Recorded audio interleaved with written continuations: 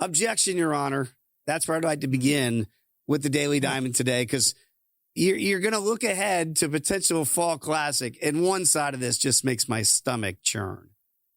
Well, it's unfortunately everyone's looking up at that team in your division, the Atlanta Braves, best team in baseball right now, and one of the best in some of these very actionable betting categories here. So 19-10, the Braves are covering the run line in all games, just 9-6 at home. They begin a series, and why we call it a fall classic potential preview, because they will welcome in the Detroit Tigers, one of the best teams right now in the American League. The Tigers under 500 covering the run line, both overall and on the road. So thought that was something that stuck out in this particular matchup. The total is also going to come into play here. On the road, Detroit been pretty good, 10-7. At home, Atlanta has been great to the under, 8-5-2. So no real angle there. What I'm looking at is maybe for the rest of this series, Dave, you are looking at two top 10, actually two top 9 offenses. The Braves lead baseball in runs scored with 166, at least headed into last night's action. They were off yesterday, of course. Tigers are 9th in Major League Baseball in runs scored heading into last night at 132. Braves own the lowest team ERA in the bigs at 3.13. Tigers 11th best at 3.95. Tonight, the matchup, a pretty good one. And Casey Mize and Martin Perez, the way they've been going, total of 9. No play for me just yet on this one, but certainly a series we will have our eye on today and through the middle of this week. You know, Detroit's back in first place here in their division, half-game lead here over the Guards. I guess my question, Jensen, when I look at this division, are we looking at a team that's got to win 88 games to win this division? Is this a team that at some point one team will separate from the rest of the pack? How do you see that playing out? Or could you be, hey, if we get to 85 wins, we got a shot if this thing is really this jumbled? Yeah, first to 85 would be my estimation, having covered this division for upwards of a decade and a half. It just feels, and last year, a perfect indicator. 15.5 game lead, not so fast. The last 2 months of the season, it just evaporates for the Tigers, and the Guardians win it on the final day of the regular season. I would fully expect that division does stay close. Your National League East, on the other hand, right now, the Marlins and the Nationals in second place, 7 games back of the Braves. Anything can happen, but the Braves, the only team over 500 in the National League East. Okay, I like to call them vapor trails, and usually that's because of balls that are scalded off of pitchers. Well, the opposite might be true here because of some dandies of pitching matchups we have in certain spots tonight. Jose Soriano of the Angels, one of the front runners for the American League Cy Young early on. He gets the ball on the south side against Davis Martin, who actually, Dave, if you look at where the metrics are in some of the rankings, Davis Martin has not only been a top 20 pitcher in all of baseball, but he's certainly been the best starting pitcher for the Chicago White Sox. I played the under last night in this game. No chance for that getting home, and they had to wait a long time to get that game started with all the weather through the area.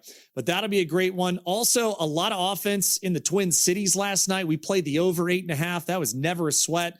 Got there by the 5th inning. Logan Gilbert on the mound, ace for the Mariners against Joe Ryan, ace for the Twins. So that'll be a fun one to watch. And then Cam Schlittler and Jacob deGrom. Man. The Yankees and the Rangers, you would think that this should be an automatic under.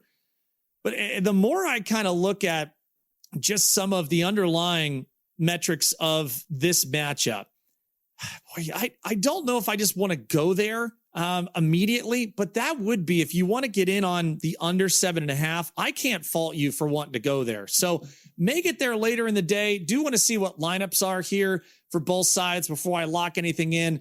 But that would be a good feel for me. Couple of totals I do have in pocket already for you, Dave.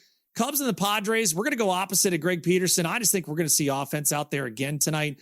The over 8 minus $1.23.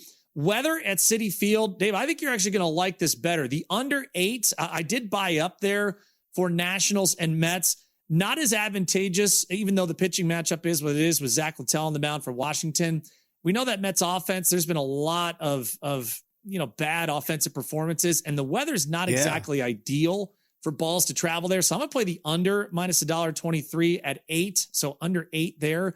And then the Astros and Orioles, I'll get to in a moment. And I'm going to actually go with where Matt Humans was. I'm going to lay the 1.5 on the run line with the Dodgers, minus $1.36 against the Marlins with Shohei Ohtani. Rumored not to be hitting tonight, Dave. It sounds like he's just going to pitch. So Shohei, again, not going to be in the lineup hitting-wise, but he will get the ball tonight. I tell you, I'm interested just to watch Schlittler against DeGrom. If this is still old man Jacob against young kid Cam, that's 7.5 total, as you mentioned here, Jensen. It is juiced to the under, minus $1.22. Look, we've been on the A's overs at home starting last year, Jensen, still out there in Sacramento. And again, so far so good in 2026. Yeah, just to reiterate, the Athletics welcome in the Royals to start a homestand tonight, 9-1 to the over in all of their home games. So just one under right now. As we look at it so far, no technical feel just from where the bets and the percentages are, but can't blame you if you just want to go over there. We do have a total in pocket on this Astros and Orioles matchup. And wouldn't you know it, Dave, two of the best over teams in all of baseball are matched up at Camden Yards tonight. Houston leads Major League Baseball. How about 21-8 to the over? Baltimore, 4th in Major League Baseball. They are 2nd behind the Astros. So your top 2 over teams in the American League go head-to-head tonight. We are not getting in front of that freight train. We will ride that one, and we'll play the over, an alternate over 8.5, minus $1.45. Dave, I'm already seeing some totals up to 9.5 there. That does not shock me whatsoever, considering that you are getting these two trends that are headed right for each other. So I'm seeing in some places we are at least a 9 in most spots, and that won't shock me if we get to a 9.5 as well. One other thing to think about, and I know we highlight a lot on run lines and whether it is the plus 1.5 or it is laying the 1.5. Arizona has been really good. 10-2 covering the run line just as a road team. That's the best mark in baseball. They will head into Milwaukee tonight. That's Merrill Kelly against Chad Patrick. The Diamondbacks are actually going to be laying 1.5, and that's at plus $1.55. So, again, they're only $1.02 favorite on the money line. So that plus money, if you think that they're going to win tonight, Dave, and you don't actually want to be super aggressive, having the plus 155, you can go the alternate run line -1, and that still gets you a plus 123 at DraftKings. So if you want to be a little more conservative, in case they only do win by 1, there's late offense there from the Brewers. I think you're in good shape either way, but just a trend that really stuck out, especially on the road, and more notably that the Diamondbacks are laying that 1.5, but only as a short $1.02 favorite. As we get ready to turn the page, and later on this week, by the way, we'll have to get our best bets for the most wins in the month of May.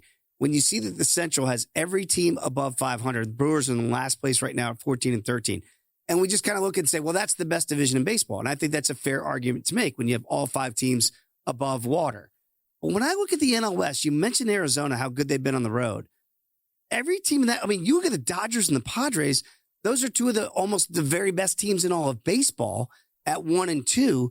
And then look at the underbelly of the division. San Francisco quietly is back to 13-15 after their dismal start against the Yankees in the beginning of the year. And the Rockies off that sweep of the Mets at 13-16. Could you make the case that even though not every team is above 500, with the elite teams they have, which look like elite teams in the Dodgers and Padres, a very good team in Arizona, and then the underbelly is pretty darn good, that the NL West top to bottom could be the best division in baseball? Yeah, and the way that the Rockies have improved pitching-wise, that is certainly a case to be made. I will just say from an offensive wins above replacement metric, Dodgers lead it, no shock there, at 7.9. Arizona is 7th in Major League Baseball at 3.9. Wow. And the Padres just a tick behind them. They're 9th at 3.8. So 3 of those 5 NL West teams among the top 9 in offensive wins above replacement when you look at those team metrics here in Major League Baseball thus far. And all of a sudden with the Giants and the Rockies not looking like easy outs, does not feel like there's easy wins when you're coming from the outside looking in and taking on those teams in the NL West.